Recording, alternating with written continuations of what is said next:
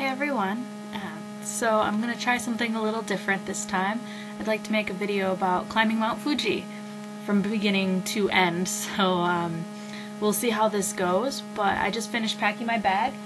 You can see it over there, little red thing. It's not completely packed, obviously I have a few things sitting here with me. So I'm going to try to take some footage before, which is right now of course with my preparations, a little bit during, and then some after. Hopefully we'll see what I needed, what I didn't, how it goes. Watch me fall off the mountain, I don't know. But I'm gonna try it. So first, of course I had some things I need to prepare. Of course I'm going to be climbing a mountain. Now, you think that that's like a huge big deal, but actually Mount Fuji is kind of set up where you just have these trails back and forth and it's just a long hike. But it is still climbing, so anyway. You do need things like protein. So I put some protein powder in here. You can put about 2 scoops of your favorite protein powder. I'd love to bring one of my shakes that I made before, but the milk will probably go bad, or it won't taste very good, or it'll separate, or this thing will leak in my bag or something. So I'm just putting the powder in here, and of course any protein powder will do. Mine's soy, but you can use whey or whatever else you like. And I'm just going to mix it with my water, which might not taste very good, but I'm over it. It'll just be something easy and lightweight. Of course I'm taking food, but I don't know how hungry I'm going to be, or if I'd rather just drink and walk at the same time. We'll see how it goes.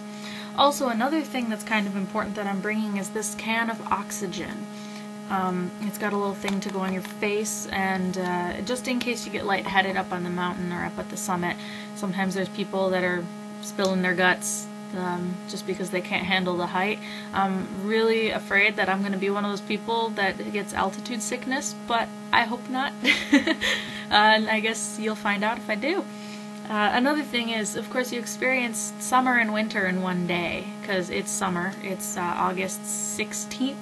Yeah, August 16th right now, and so it's summer, definitely summer in Japan, but it's going to be cold up on the mountain, so I've got this shawl blanket thing which will double as a scarf or blanket or whatever I need as I'm going. Of course I've got short sleeves now, but I also have a long sleeve shirt, I have a coat in my bag, I have an umbrella, I would have a poncho but I don't have one, so if I can find one before I go I'll have a poncho as well.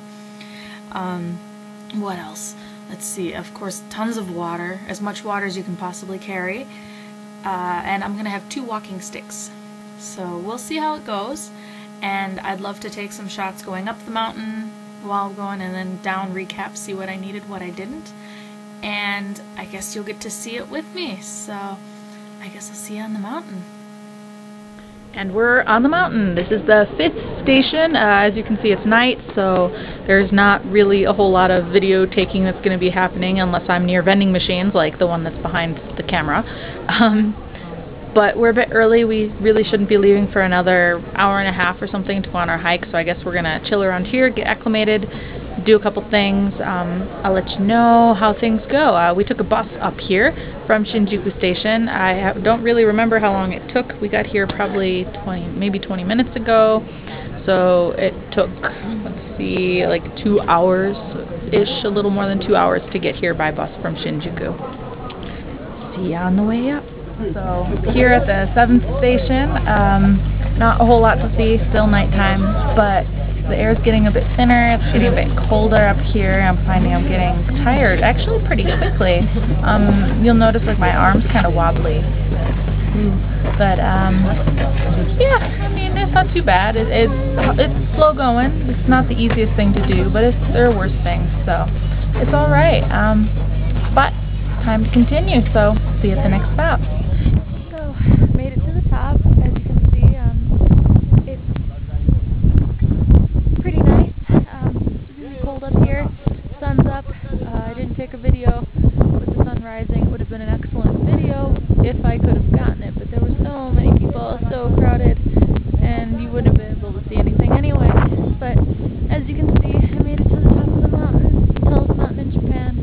It's really, really cold. Well, you can tell I upgraded my jacket.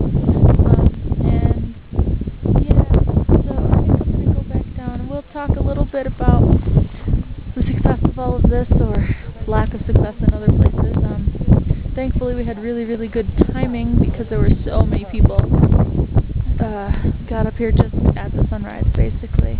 Well, it was a long hike, and now I have to go down the mountain, so I think I'm going to let you guys go, because I have like 5 hours to catch my bus, which may or may not work, considering I'm really tired. So, cheers. Okay, so I lied. One more video before I get home. So I'm at the bottom of the station right now, waiting for my bus. I say bottom, but it's actually like halfway up the mountain, but it's the beginning for where most people start when they climb Mount Fuji. Most people don't climb stations 1 to 4, so whatever. I'm at station 5 waiting for my bus, which is at 10 o'clock. Yeah, I got here at 8 o'clock and it's, I don't know, like 8:30 right now. So I was hoping to get a 9 o'clock bus, but the earliest one they have is 10 o'clock. There are other buses, but I already kind of reserved for something else, so whatever. But anyway, yeah, so I'm just sitting here waiting, thought I'd make another video. And as a side note, I kind of made a mistake in my plan, because when you go up the mountain, you kind of need both your hands. It's probably best. You don't want to be holding a flashlight, and in my case, you don't want to be winding a flashlight using both of your hands. So for anybody who wants to climb Mount Fuji, I would recommend getting one of those headlamps, and get it before you get here, because when you get to the mountain, it's a complete rip-off. I didn't buy one. Just leached off everybody else's by virtue of being here during the busy season. There were lots of other people climbing at night. But anyway, lucky, and I'm really, really tired, just chilling waiting for my bus, so I'm gonna get back to it, I guess. Alright, and back home again. Actually, it's been almost a week since I climbed Mount Fuji, but you don't know that, not from the video at least, except maybe my hair's different, because I got it cut yesterday. But otherwise, okay, anyway, back down from the mountain. I really was actually quite angry after making it back down, so I didn't want to make the last video and be in a bad mood about it, because actually, in the end, it really was a good experience. As much as I felt like garbage, it was quite a nice experience. Just not very fun at the time, because you go up there, you get to the top, you can't breathe, you're tired. Yeah, just not the best state of mind to be in. But that's okay. So, how was my preparation? Well, the only thing I didn't take with me that, in retrospect, I probably should have if I wanted to plan for everything, was to take some tissue. Because you never know, if you need to go to the bathroom, there might not be any toilet paper. But ended up I didn't need that. There was no problem. There was tissue anywhere I needed it. But there's a possibility there might not have been. Let's see, number 1 most useful thing, this right here, my oxygen. Nice thing about this is it's got this lid, cap comes off, this goes on to the nozzle, and then you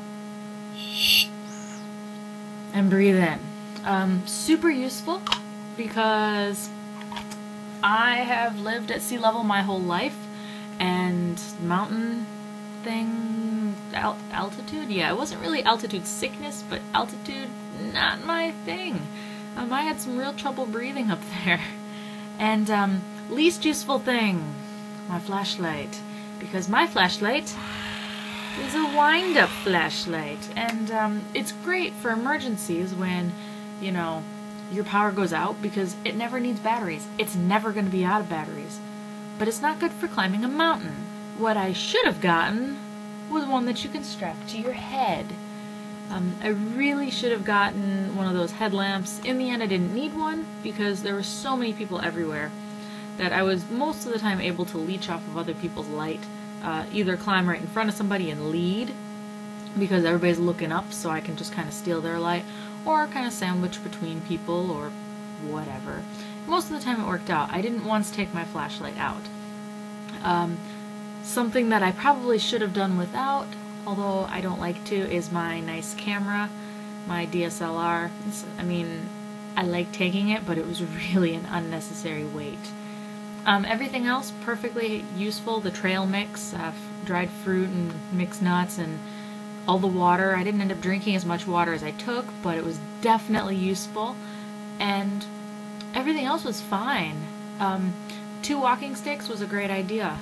So if anybody's thinking about climbing Mount Fuji, you should, I think, unless you're a seasoned climber, you should definitely go on the during the in season? No, during peak climbing season. I don't know what they call it exactly, but you should go during the recommended climbing season. If you're a seasoned climber, it might be fun to go when it's not. But definitely, I think you should go during the season, because at least you can go hide in the huts at the top and the little restaurants and restaurants? I don't know, they're more like huts, and stay warm, because otherwise you're stuck in the cold. And it's cold on top of Mount Fuji. Yeah, but I don't know. Overall, I felt well prepared. I think it's a good, I don't know, day trip, night trip, whatever you want to call it, for anybody who wants a slight challenge that's not going to kill you. The only thing that ended up really hurting afterwards were my knees. The next day, my knees still hurt. I think that's a little bit of residual from the Tokyo Marathon. I haven't properly rehabilitated my knees, mainly because I don't know how. I've been trying to figure out how, and I don't really know what I'm doing. So also, if anybody has any recommendations on what to do with that, it would be greatly appreciated, because I did sign up for the Tokyo Marathon again this year. Doubt I'll get in again. But if I do, I'm not going to back out, because I'm like, oh, my knees. So, if you know anything, please help out.